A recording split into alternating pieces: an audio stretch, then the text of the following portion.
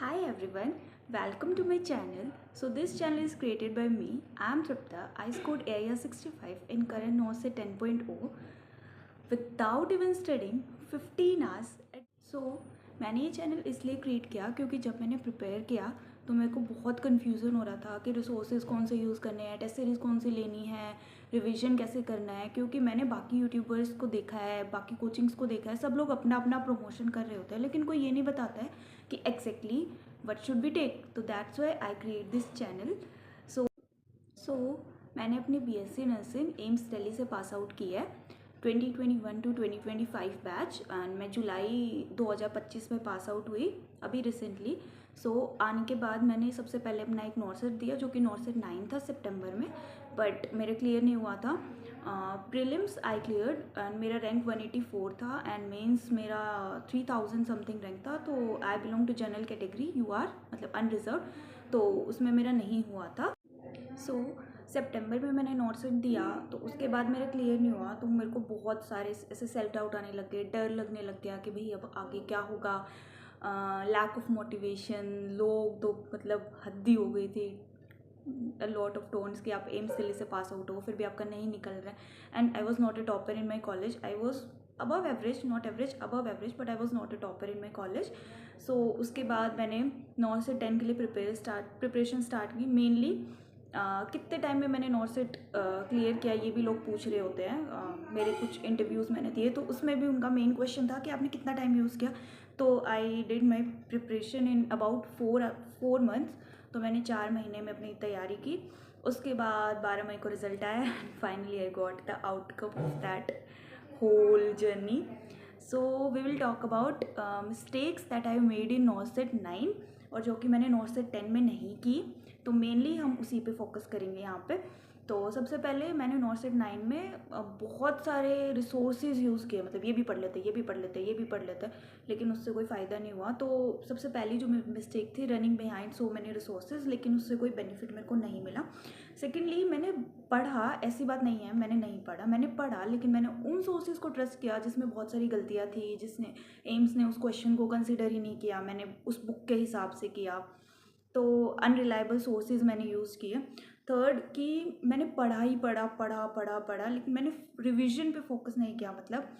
और इस बार मैंने उन गलतियों को सुधारा। सबसे पहले मैंने 1 या 2 रिसोर्सेज पे रिलाई किया जो कि रिलायबल रिसोर्सेज है, जो कि मेरे को लगा कि भाई ट्रस्टेड है। सेकेंडली मैंने प्रैक्टिस के लिए एक टेस्ट सीरीज़ ली जिससे मैं डेली प्रैक्टिस करती थी।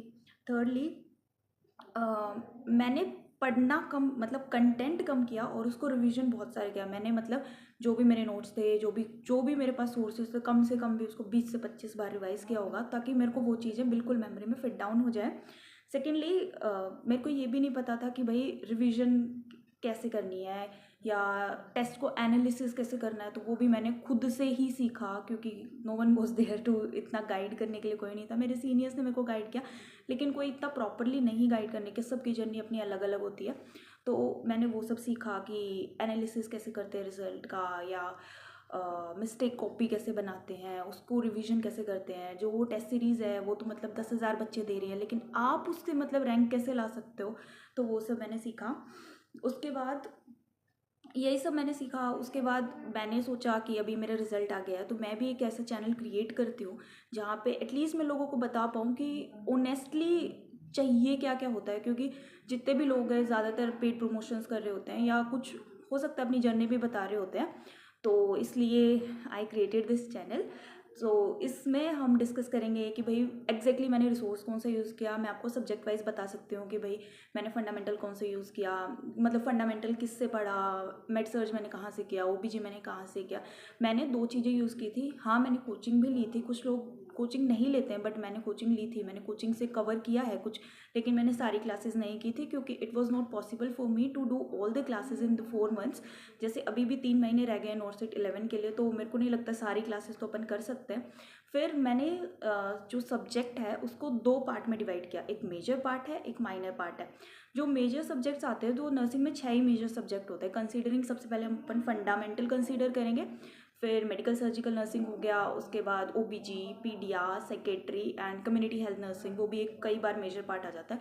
इस बार मेरे को लगा कि कम्युनिटी हेल्थ नर्सिंग से इतना नहीं आया था, बट लास्ट टाइम क्वेश्चन थे मेंस में कम्युनिटी हेल्थ नर्सिंग से, तो इन पे मैंने ज़्यादा फोकस किया। बाकी जो माइनर सब्जेक्ट है जैसे हमारा रिसर्च हो गया, मैनेजमेंट हो गया, इन्फॉर्मेटिक्स हो गया, कंप्यूटर वगैरह, इंग्लिश वगैरह हो गया, माइक्रो, पैथो, इन पे मैंने इतना फोकस नहीं किया। फार्मा भी हालांकि मैंने कुछ पढ़ा, लेकिन पूरी फार्मा मेरे से नहीं हो पाई क्योंकि इतना ज़्यादा रटने की कैपेसिटी नहीं है अपने अंदर, तो वो सब नहीं हुआ।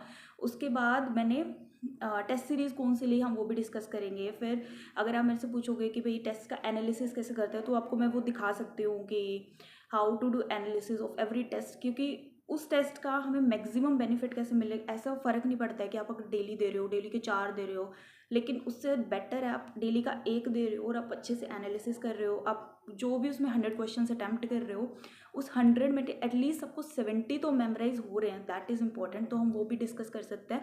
बाकी जो भी मैंने कहाँ से सब्जेक्ट क्लियर किया मैं आपको ऑनेस्टली बताऊंगी। So if you want to know about my journey, mistakes that I made, और मैंने इम्प्रूवमेंट कैसे किया, so please like, share and subscribe. Thank you so much. And जो भी क्वेश्चन है गाइज, जो भी क्वेश्चन है आप कमेंट में पूछ सकते हो।